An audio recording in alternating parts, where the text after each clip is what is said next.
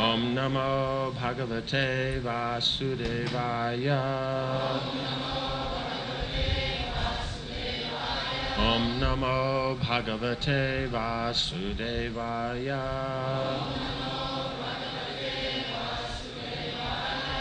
Vitatadhiniveshoyam Yad Guneshvarta Drig Vacha Yata Manoratas Swapnas Sarvam Aindriyakam Risha Vitata Bhiniveshoyam Yadguneshvarta Dirigvacha Yata Manoratha Swapna Yat Sarvam Aindriyakam Risha Vitata Bhiniveshoyam Yadguneshvarta Dirigvacha Yata Marorata Swapna Sarvam Aindriyakam Risha.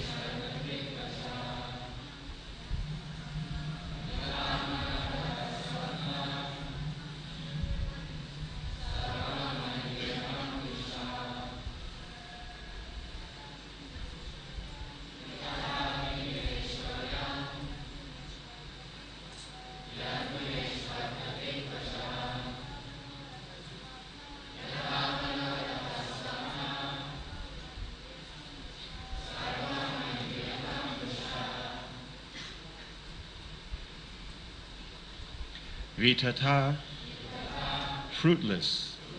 Abhinivesha, the conception. I am this. Yat, which. Guneshu, in the modes of material nature. Artha, as a fact. Dirikvacha, the seeing and talking of. Yata, just as. Manoratha, a mental concoction. Daydream. Swapna, a dream. Sarvam, everything. Aindriyakam, produced by the senses.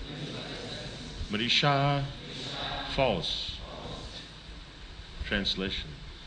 It is fruitless to see and talk of the material modes of nature and the resultant so-called happiness and distress as if they were factual.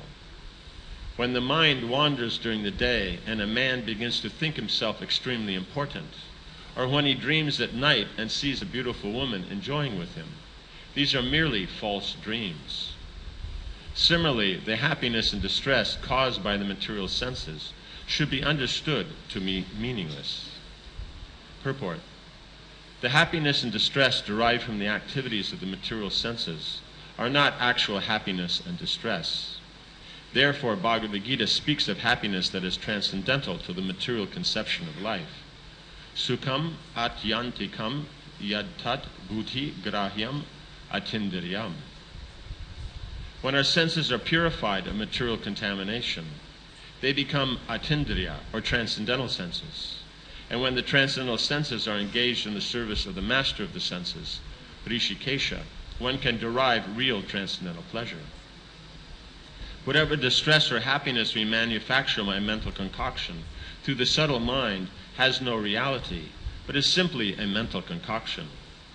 One should therefore not imagine so-called happiness through mental concoction. Rather, the best course is to engage the mind in the service of the Lord, Rishikesha, and thus feel real blissful life. There is a Vedic statement, apama, soma, amrita, abhuma, apsarobhir, viharama. With reference to such a conception, one goes to the heavenly planets to enjoy with the young girls there and drink soma rasa. Such imaginary pleasure, however, has no value. As confirmed in Bhagavad Gita 7.23, antavat tu phalam te sham, yad bhavat yalpa medasa. Men of small intelligence worship the demigods, and their fruits are limited and temporary. Even if by fruit of activity or worship of the demigods, one is elevated to the higher planetary systems for sense enjoyment, his situation is condemned in Bhagavad Gita as antavat, perishable. The happiness one enjoys in this way is like the pleasure of embracing a young woman in a dream. For some time it may be pleasing, but actually the basic principle is false. The mental concoction of happiness and distress in this material world are compared to dreams because of their falseness. Although thoughts of obtaining happiness by using the material senses have a false background and therefore have no meaning.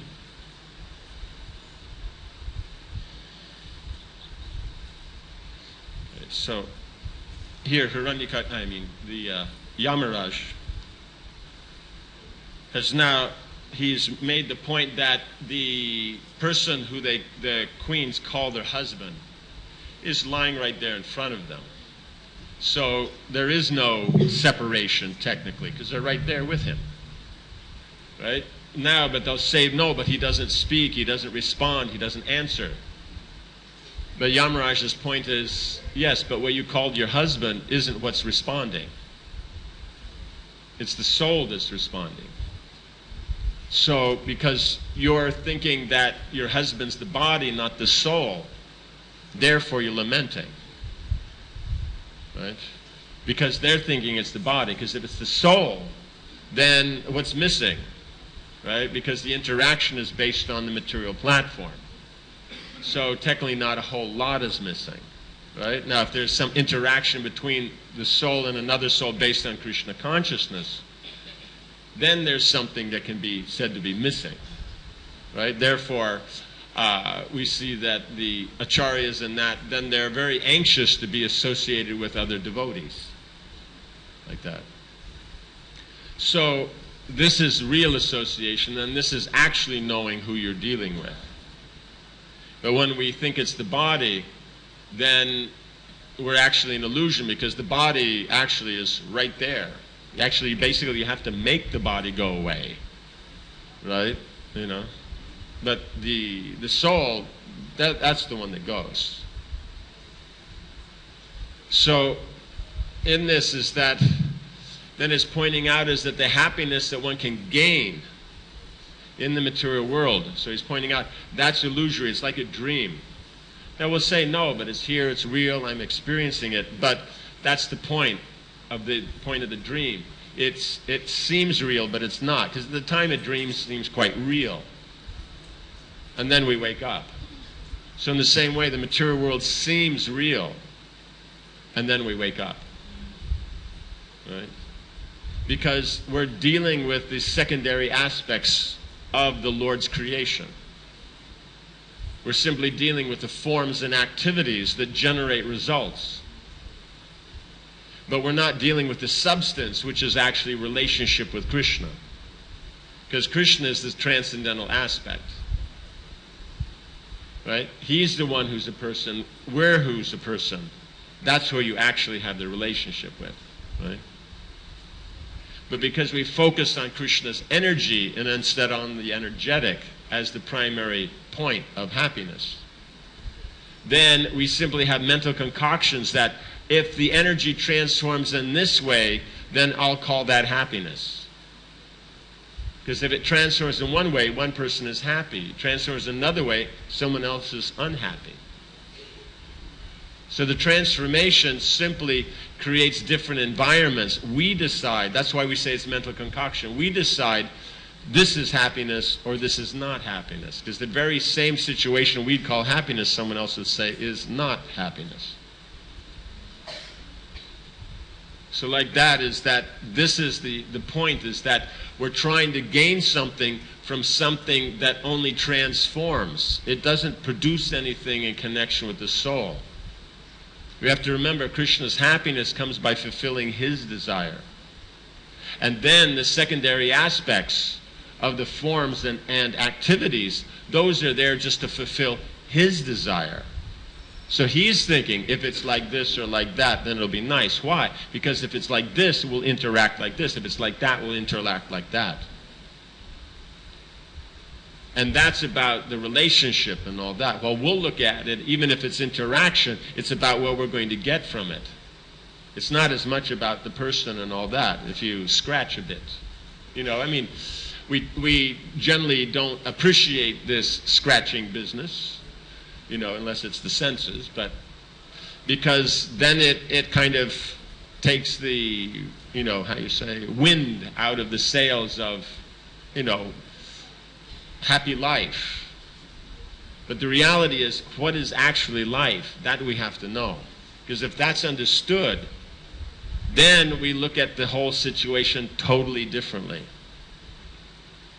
It's totally different. Then it's about what is the association between the living entities. Right? Because if we want to associate based on the soul, then what's the common point? Right? We want to interact between soul to soul. What's going to be the common element? Because unless there's a common element, how do you have friendship? Right? So that has to be something that's common to all souls, and that's Krishna. So unless it's based on Krishna, so that means it's based on Krishna, based on his desire, how he likes to interact. Right? Then based on that, we interact with the other living entities. Then we can actually have interaction with the living entities. But if it's not about the forms that Krishna likes, then it's going to be really hard to actually base it on the living entities. It's going to be based on our idea of how this secondary aspect should unfold. Because Krishna's already said, this is the secondary, this is how it unfolds. And we say, no, I want it to unfold like this. So where's the common ground between souls? There isn't any. We can talk all day that yes, this, that, but where is it? Actually, where is it? So that's the difficulty. Is there's the commonality. The only thing the souls have between one and another is Krishna. Because even Brahman won't cut it. Right? That'll deal with how the forms work and what they produce and everything. Yes, but it won't deal with a common interest. Because Brahman only establishes this is how nature works. Right? This is how the masculine and feminine principle interact. But it won't define what you should be doing to gain pleasure from it. That's all. So that's why it's the impersonal position is generic. And it won't give any more than that. We connect it to Krishna, then we get more because we remember Krishna, the person. But on the Brahman platform, there isn't a whole lot there to gain. You know, way more than here, but not compared what the soul is looking for. So that's the point is that he's saying it's fruitless to see and talk of the material modes of nature. as if they will give happiness and distress. No, it's simply, I get a certain result, I say it's happiness. Like some person is mode of ignorance, they'll say they're happy. Put them in a situation of goodness, they'll say it's distressful. Someone else, mode of goodness is happiness, like that. Just like, how do dogs or cats really like taking a bath? Right? In general, no. Right? So, if you never give them a bath, they would be quite happy. Right? But now let's take a cow. Does a cow like a bath? Yes. Now, if you didn't give a cow a bath, they would be unhappy. So it's simply, they define that this is what they like. So therefore, Krishna arranges the situations. But actually, the point is we're not the body, so it doesn't have anything to do with the soul. The soul is still just as pure, whether the body is bathed or not. Right? So this is the point he's trying to bring out, is that we put too much emphasis on this bodily concept, even though we'll always say we're not the body. But here, we base the relationships on the body, on the conditioning of the body. And on one, that's going to be the medium we have an exchange through. But how you engage that conditioning of the body, now that's what defines whether it's Krishna conscious or not. Whether it's on the platform of the soul or not. Or whether it's just mental concoction. Right? So here is then Yamaraj is making that point. Is that we have to base it actually on the relationship between the soul and the Lord. Then you have a relationship between the souls. But if you leave out the Lord, you don't technically have a relationship between the souls. Any questions or comments on this? Yes. Microphone, that thing, yes. I think you have to turn it on somewhere. Hare Krishna Maharaj. In the Bhagavad Gita, Krishna says that the soul was never non-existing, but in the Srimad Bhagavatam, the Lord said that at the beginning of the creation there was nothing but himself. Can you please explain? Okay. So the souls are always existing, and at the same time as there's nothing but Krishna. Right? So that means the souls are a part of Krishna. So Krishna is unlimited. It's just a matter of his expanding doesn't mean he's growing. It just means he's the manifestation of himself is growing. But the souls are always there. So his Tatastha Shakti always exists. And so that means we're always there. It's just a matter of a particular point of manifestation. But the time frame is on eternality, so it doesn't, it's not like we can work something out GMT here, or even we want to be really technical universal time, right? So it's not going to function that way. Does that make sense? So the soul always exists, but the soul is part and parcel of Krishna. Therefore, when Krishna says there's only him, that means there is actually only him, and then there's manifestations of the various forms and activities of the living entities, but even that's all him, as Yamaraj was explaining earlier, is that we say that the person is acting because of the life heirs, but the life heirs then aren't the actual factual point, it's the soul, but the soul isn't doing anything, it's the modes of nature, and the modes of nature are controlled by Krishna. Right? And Krishna doesn't actually get involved, he just sanctions, so the material energy carries it out. Right? So then all these activities go on because of Krishna's potency. Does this make some sense? It's just like, let's say, if the living entities are like, let's say, your finger, okay? You just say, all there is me, right? Does that mean when you say there's only me that there's no finger? Right? When you talk about yourself, then there's this just kind of little round blob there, and then someone goes, oh, nice bead bag, then suddenly that manifests or something. You understand? Does that make sense? Yeah. So the soul's always there. It's just a matter of whether there's manifestation of a form in which then they interact in the material world or not. Does that make sense? Yeah? Okay. So, yeah. Yes.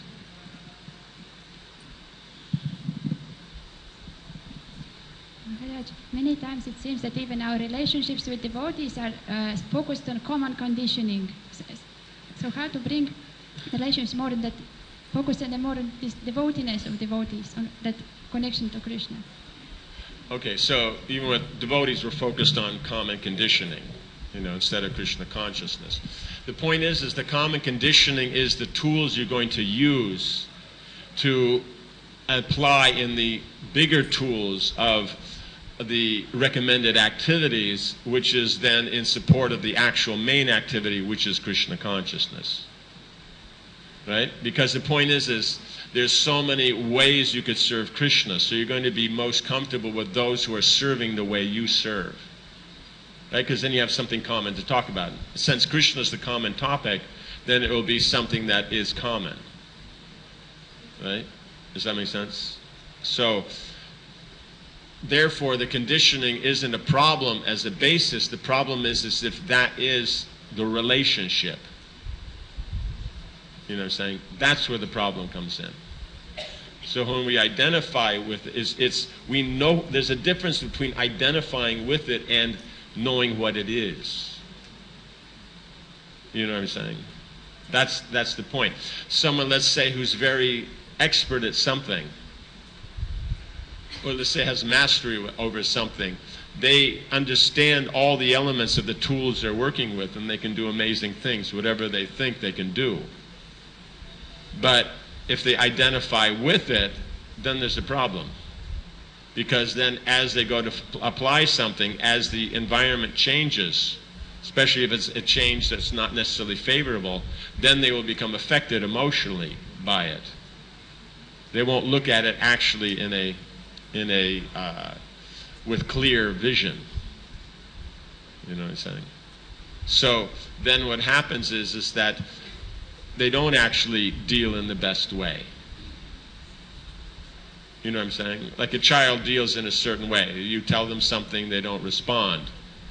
Right? So now if we become angry, that's because we think I'm the one controlling the child.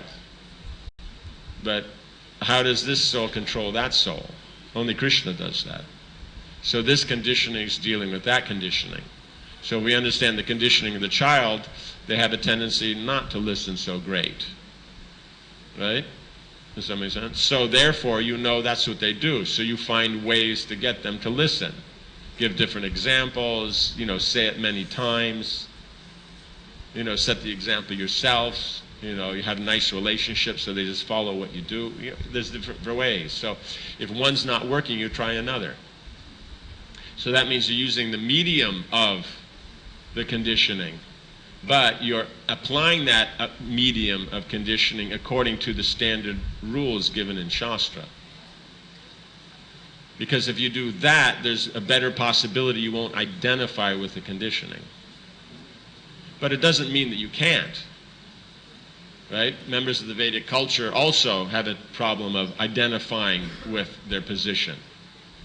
But that identification is a touch more, has a little more knowledge to it than those who reject the Vedic system. Right? So in other words, if you're situated in ignorance, really hard to function in goodness and pure goodness. You're situated in goodness, better chance you can function in pure goodness like that. That's why it's recommended, only because it's better tools. Just like in cooking. Let's say you want to cut some vegetables. We would recommend a sharp knife. But, people will say, no, but, I've always had dull knives. My mother always used dull knives. Everybody in our community uses blunt knives. So why should I use a sharp knife? I can't relate to a sharp knife. It's kind of like, yeah, then look at how intelligent that statement is. But it's said with panache and everything, so everyone thinks, wow, this guy is, he's an individual. He really knows who he is. He's confident. I want to be like that. But, go down to the insane asylum. There's people who are really convinced that they're people who they're not. You could take lessons from them if that's our method. But the point is the Vedas recommend things because they work better, that's all. Because who's recommending them? People who are free from the 4 defects. Right? So they actually know how to deal with the material energy. Sometimes we don't give them credit. We'll say only we know. We conditioned souls know how to deal with the material energy, and the liberated souls don't know because they're not from here, so what will they know? But factually, they're the only ones that know. We're the ones that don't know. And due to illusion, like it says here, we think we're doing a great job and we think we're creating happiness and distress. I'm creating happiness, that guy's creating distress. Right? If you stop creating distress, I would be happy. You understand? So the point is you have the conditioning itself, the recommendation for applying the conditioning, but the main point is the devotional service. And if that's left out and we just discuss the technicalities and all that, we miss the point. It's like Bhaktisiddhanta Saraswati Thakur's evaluation of whether an article was worthwhile to print or not. It was simply how many times Krishna was mentioned. So in other words, if the article was primarily about Krishna and then used a secondary medium to express it, to make it some, then it was of value. But if it's very nice and technical and all that, but doesn't really get around to the Krishna consciousness because we say, oh, of course that's there and we take it for granted, then what happens? What happens if we take any relationship for granted? It doesn't work. That's the fun part. And then we think it's going to work in Krishna consciousness. What fails miserably in the material platform is going to work like a charm in the spiritual. That's called Mayavadi philosophy. Mayavadi philosophy is whatever works here, you do the opposite for there. It's just that we're not used to what's Mayavad philosophy, so we get involved in it and think that we're not, because that's how, growing up, that's how I was. Right? So of course we're not a Mayavadi, right? You understand? So that's the thing, is you have the conditioning, what's recommended, and then there's the actual recommendation, which is Krishna consciousness. So that's the primary. Then the activity that's recommended is the best way in that situation to express the devotional service, and that situation, how our conditioning is going to relate to it. So you have to take this whole line. Nowadays, we only discuss the third thing. We have seminars, for days, hours, about the third, without discussing the second and, rarely ever the first. We'll say it's for Krishna, but then show how that first part gets to the second and gets to the third, and what's the actual connection. It's not shown. And if you bring up, well, how does this connect, then you won't get any answers. You understand? So that's the whole thing, is we have to be very careful. If we take anything for granted, it's going to give us a problem. Right? The guy's going down the highway in his nice car, it goes well, it handles well, he's leaning back, one hand on the steering wheel, enjoying himself. Now if anything goes wrong, he's dead. Why? Because he took it for granted. You're in the kitchen, you're cutting with your knife and that, you're not paying attention, you lose body parts. So the whole point is, the moment you're not focused, that's the moment things go wrong. And we're professing a philosophy of non-focus. And then we're saying success in the same sentence. Yudhishthira Maharaj, who we'd have to accept, was quite successful. Right? In the recent history, you would have to say he was the last actual successful person of that status. Right? Emperor of the world, there was never an emperor of the world after him like that. Right? And so then he said, focus, right? Endeavor and dependence on the Supreme is how you'll be successful. And if we don't follow that, there is not a snowball's chance in hell we'll be successful. And if it happens, it's just due to our karma. We can't take any credit for it. Can't write any books, can't make any seminars. Does that make sense? So that's the thing, is that our closer relationships or who we associate with on a more regular basis are going to be those with similar conditioning. But more important is there's similar value in recommended activities. And then even more important than that is the commonality in Krishna consciousness. So therefore, you can have people that have different conditioning but have the same value in Krishna consciousness. Therefore, everyone's together. You know, just like this room here. There's a good chance if whoever's in this room was not a devotee, there's a good chance that you might not find anybody in this room as friends with anybody else in this room. Maybe one or two as acquaintances. But in reality, probably not close at all. But you bring in Krishna consciousness, the primary, then everybody's together. Right?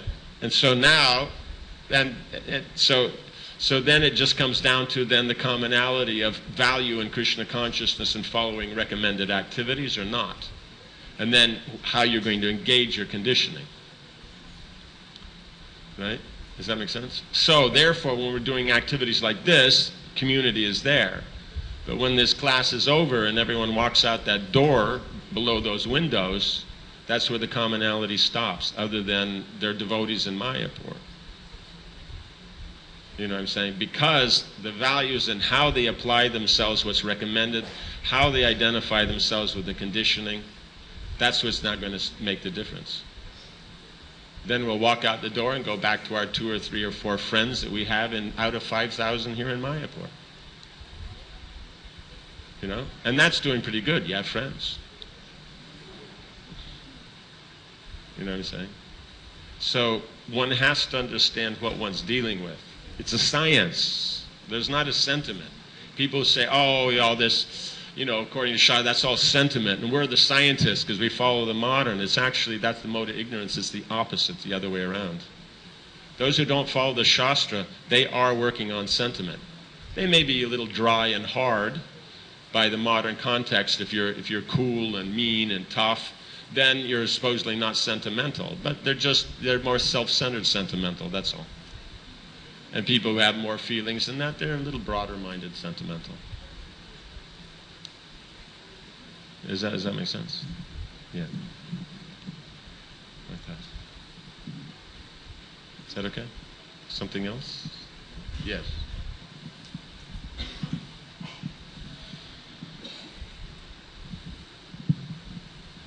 Thank you for the class.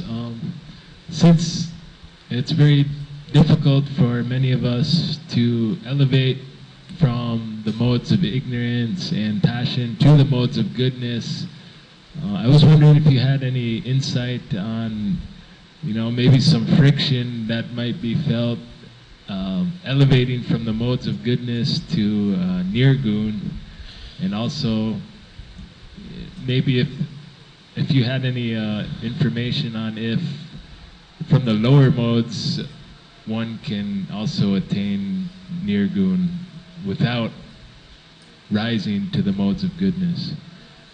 Right. See, the main point is that the soul's not actually part of the material energy and not part of the modes. Therefore, if you function on the platform of the soul, meaning that I am servant of Krishna, I render service to Krishna, that will already place you on the liberated platform. Whether we have this associated with our conditioned, identification, that's another thing, but we're actually functioning on the liberated platform. So anybody who has developed that faith in Krishna, they're liberated. Technically, anyone who's chanted once the holy name is. Right? But the point is now it's a matter of bringing your position and your consciousness into the same place. So by starting with the top, because we don't have the qualification to move from the bottom up, right? And it's not that efficient anyway. They can do it in Satya Yuga, but how long does it take them, right? 60,000 years in meditation, doing nothing, stopping the breathing. The white ants come and eat the flesh off your bones, you know, and you're just sitting there as a skeleton doing meditation, right? I mean, go down well in goth circles, but other than that, might not go down so well, right? So, therefore, you have to start from the top down, which is the recommended and the quick path. So, you start from Krishna. You know, Krishna is there, he's the supreme, I'm his servant, I want to render service to him to please him. How to do that? These are recommended activities. So I can render the recommended activities that will please Krishna if it's done in that mood of devotion in the first position. Right? So I take from the second position there. But how do I decide on which second position? That depends on the third position of my conditioning. So according to my conditioning, I should be engaged in these activities, secondary activities in the second position for serving the primary position of devotion to Krishna. Right? So the secondary position has two aspects. What is the generic rules and what is my nature and where do they fit into the rules? But the primary is one thing only, bhakti. Right? So that's why there's a commonality amongst all devotees, because they have that one commonality of bhakti. And there's the one commonality of this is the set of rules. Now where someone situates themselves, that's the uniqueness of the particular individual. Therefore the varnashram is the widest range, because everybody can fit together, all devotees can fit together. In fact, only devotees can really use the varnashram system to advantage. Others use it, keep themselves in the material world. Devotees use it, get themselves out of here and go back to Godhead. You understand? So it's by performing devotional service under the direction of the spiritual master, in the association of devotees, that's what will get you to the transcendental platform. Does that make sense? Okay. We have in the back, yes. No, all the way in the back.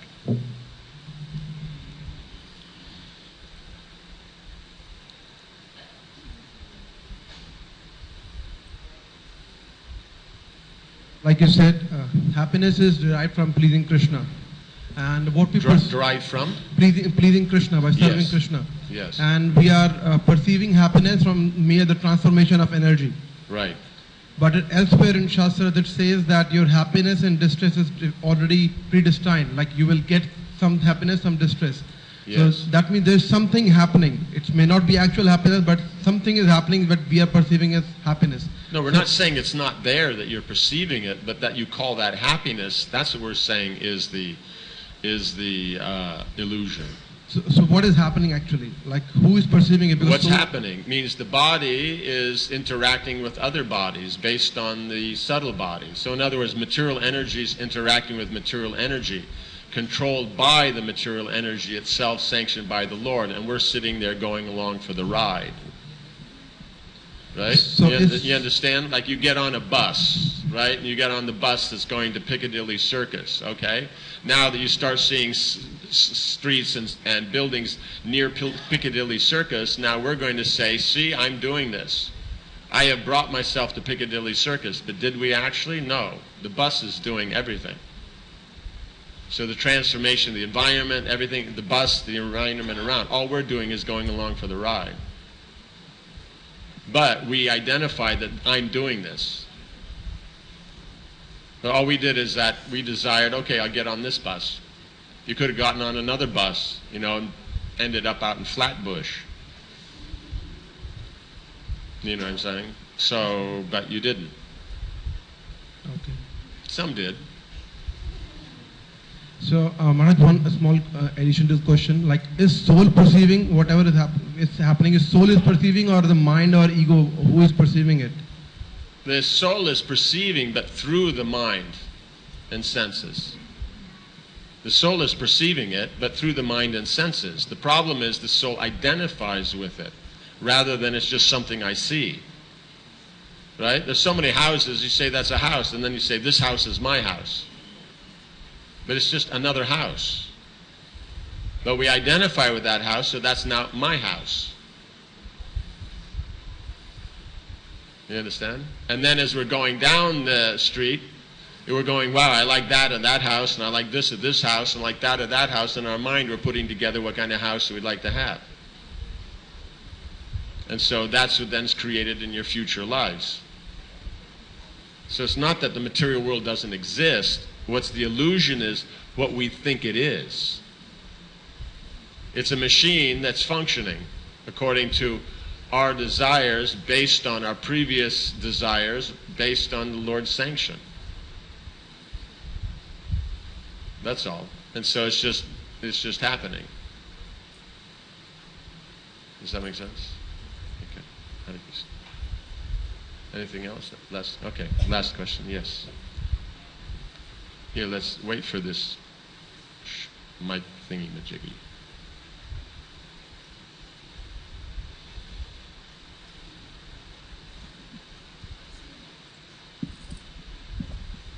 Hare Krishna. Hare Krishna.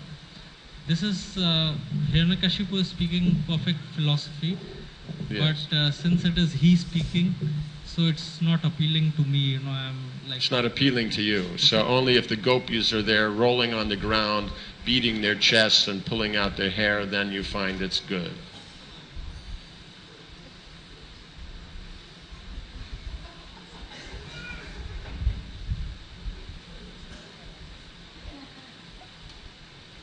Some response? Yeah, that is appealing to me. Okay, but the point is that's appealing to your conditioning. Because this is called the Paramahamsa Samhita. So that means from verse 1 in the first canto to the last verse in the 12th canto, Paramahamsas appreciate every verse. And if you only appreciate certain verses, that's due to your conditioning. That's not due to your advancement in Krishna consciousness. Because rasa is rasa. You can appreciate it anywhere.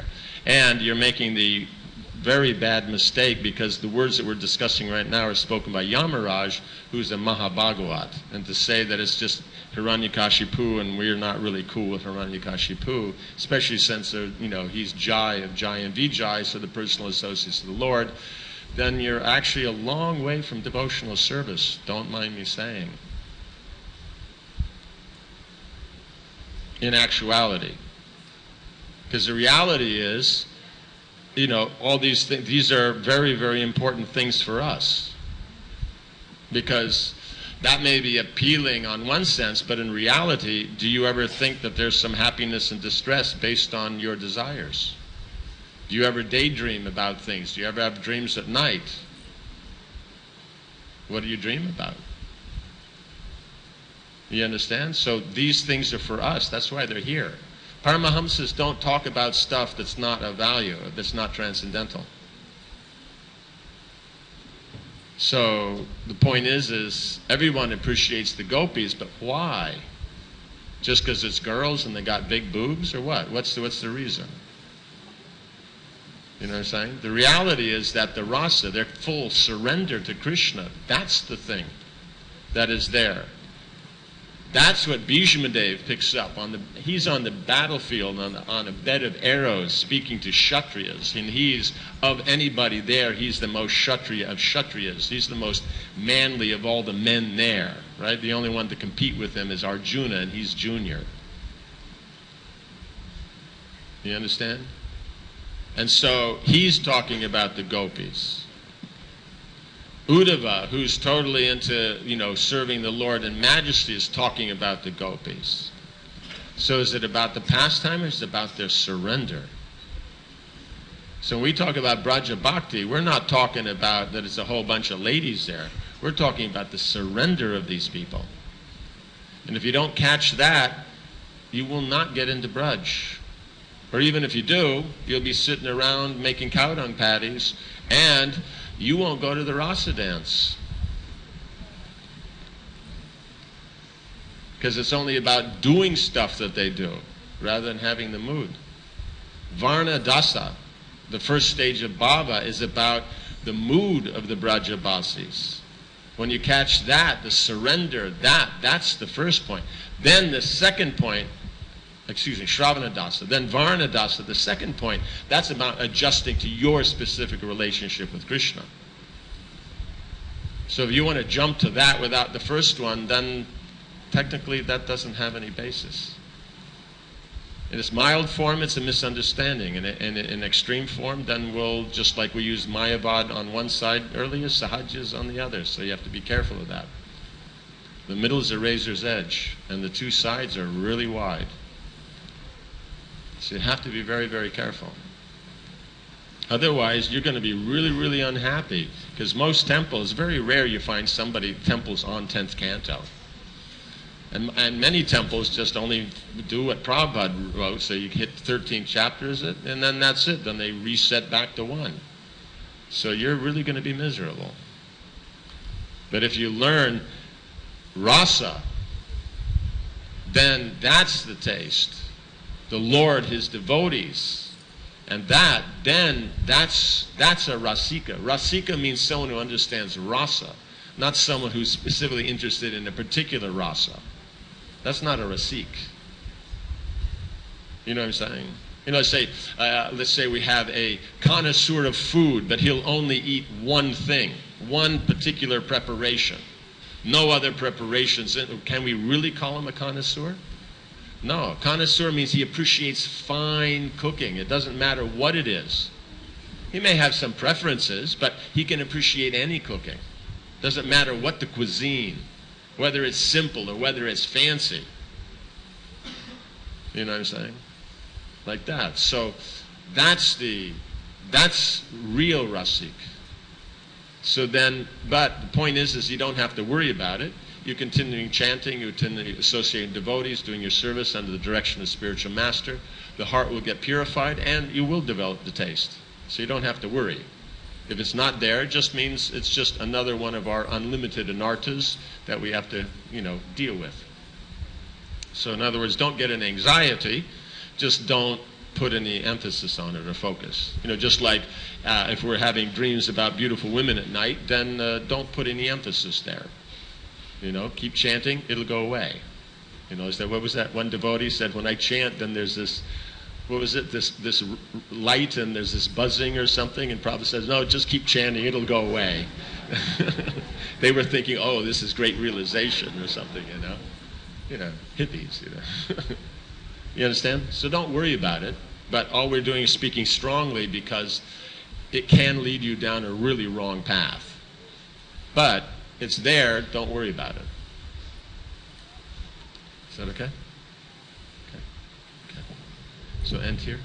Grantaraj Srimad Bhagavatam ki, Srila Prabhupada ki, Samaveta Bhaktivinoda ki, Jainatai Gaura Premanandi.